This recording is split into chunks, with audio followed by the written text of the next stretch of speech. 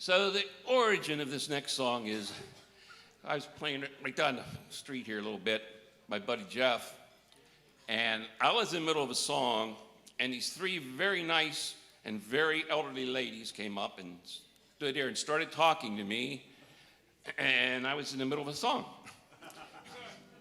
And I kept playing, and they kept talking, and finally I just stopped and talked to them, and anyway, they moved on. They were very nice. And after I finished my set, I went back to the table, and my wife and Jeff were kind of poking me about the demographics of my fan base. So I figured I'd write a song about it, and this is called Blue-Haired Groupies.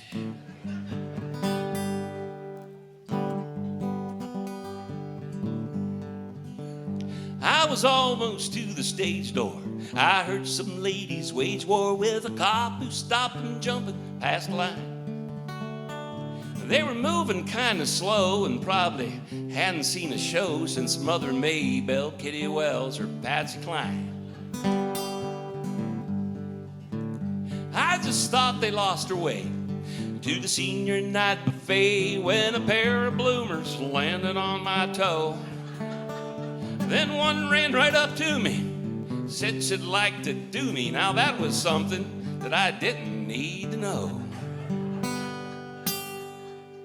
They were jumping up and down, though their feet don't leave the ground, and those underarms all seemed to wave low.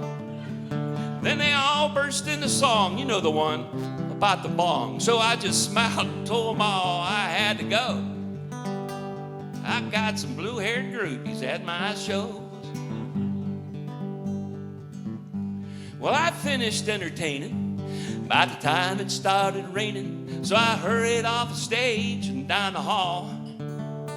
When I opened up the door, I saw puddles on the floor and some feet beneath the curtain on the wall. Well, she stepped out from the curtain. One thing was sure for certain. She was standing there as naked as you please.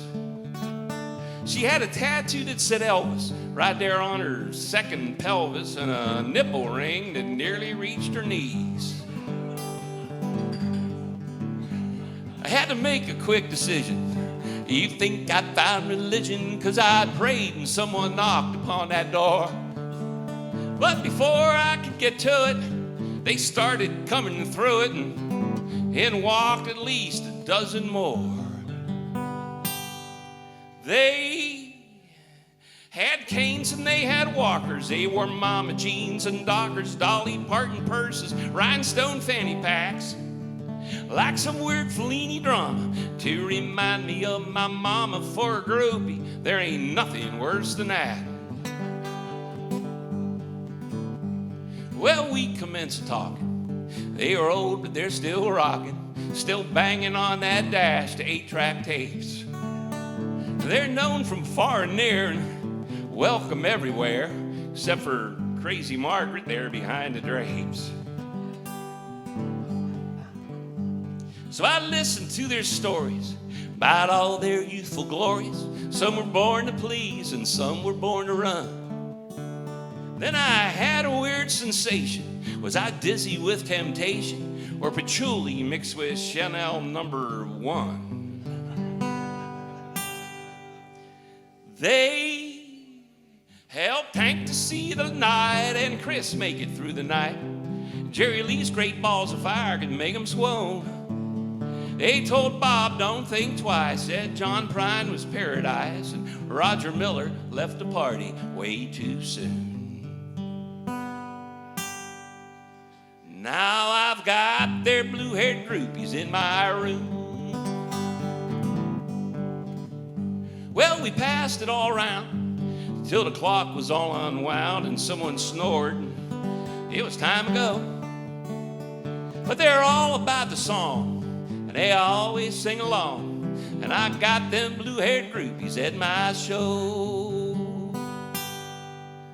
They always showed up for the possum. Tell you Johnny Cash was awesome. There weren't a star that shined they didn't know. They still called Steve Earle a newbie, had a toke on Haggard's doobie, and said Waylon's Willie worked in Buffalo. Oh, I got the blue-haired groupies at my shows. Oh, I got the blue-haired groupies at my shows.